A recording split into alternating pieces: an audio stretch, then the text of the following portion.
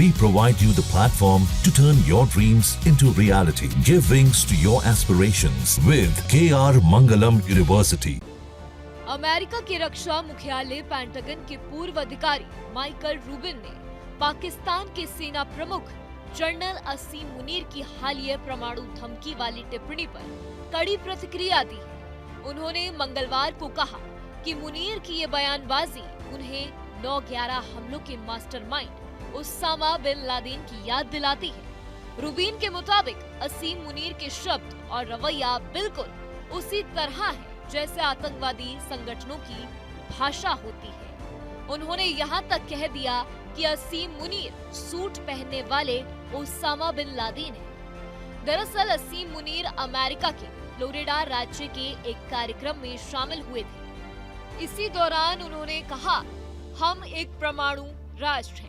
अगर हमें लगा कि हम डूब रहे हैं तो हम आधी दुनिया को अपने साथ ले जाएंगे। ये बयान साफ तौर पर परमाणु हमले की अप्रत्यक्ष धमकी के रूप में देखा गया। इस पर माइकल रूबिन ने कहा कि अमेरिकी जर्नलों का इस तरह के बयान के बाद भी मुनीर के साथ बैठकों में बने रहना गलत है। उनके मुताबिक ये इतनी गंभीर बात है कि संबंधित अधिकारियों को इस्तीफा देना चाहिए। Pakistan's threats on American soil are completely unacceptable. Pakistan is raising questions in many people's minds about whether it can fulfill the responsibilities of being a state or whether the time has come for it to end. In many ways, Pakistan's rhetoric, the field marshal's rhetoric, is reminiscent of what we've heard from the Islamic State and from Osama bin Laden. This should not stand. There is absolutely no reason anymore why the United States should consider Pakistan a major non-NATO ally. In fact, Pakistan may become the first major non-NATO ally to become listed as a state sponsor of terrorism on the same day. Pakistan should not be anymore a member of U.S. Central Command.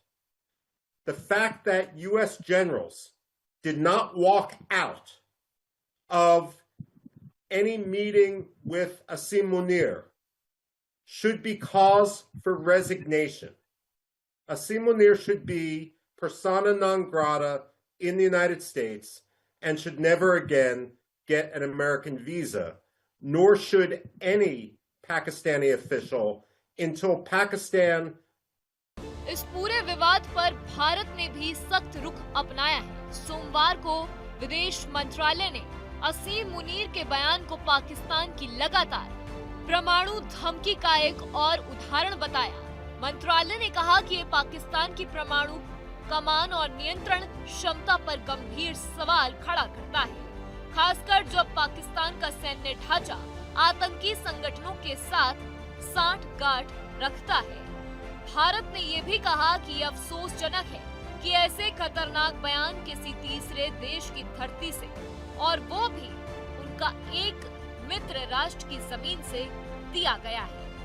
Bharat ने दोहराया कि वह किसी भी तरह के परमाणु blackmail के आगे झुकने वाला नहीं है। आधिकारिक बयान से साफ कहा गया है कि भारत अपनी राष्ट्रीय सुरक्षा की रक्षा के लिए सभी आवश्यक कदम उठाता रहेगा। ये घटना ने एक बार फिर पाकिस्तान के रवैये और उसकी परमाणु नीति को लेकर अंतर्राष्ट्रीय स्तर पर चिंता बढ़ा दी है।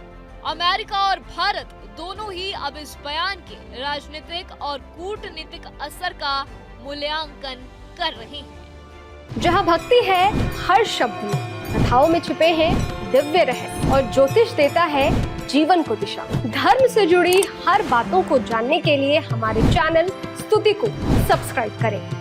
चैनल पर जाने के लिए इस लिंक पर क्लिक करें।